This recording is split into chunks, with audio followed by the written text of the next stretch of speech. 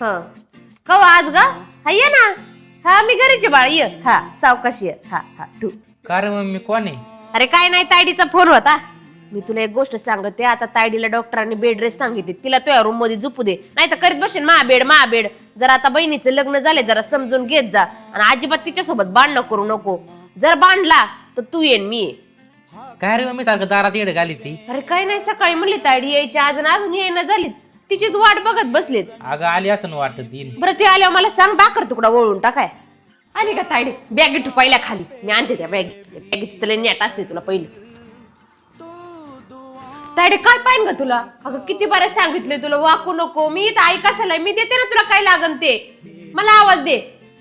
वय ग, तुला डॉक्टरने काय पत्ते पाणी सांगितलंय का? तसं मला सांग, मग मी तसं बनविते. तायडे धरपटकने 2 लाडून दूध पिऊन घे. नको मम्मी, मला कटाळा आलाय. कटाळा करून कसं चालेल? 2 जीवाची तुझं तुलाच कळाय पाहिजे. त्या डॉक्टरने काय बी सांगू दे, पण मी तुला रोज 2 लाडून दूध प्यायचंच आहे. मला सांगू नको ते. तायडे लोकांनी काय बी म्हणू दे, पण आई होणं म्हणजे बाईचा दुसरा जन्म असतो बाळा. आणि आता तू आहे ना, तुझी काळजी घे. बाळाची काळजी घ्यायला मस्त सगळी आहे. मम्मी तू नसतीस तर काय झालं असतं ग माझं? आई ते आईच असते ना. अगं मी आहे ना तेव्हा पाठीशी, तू काय टेन्शन घेती, होईन सगळं नीट.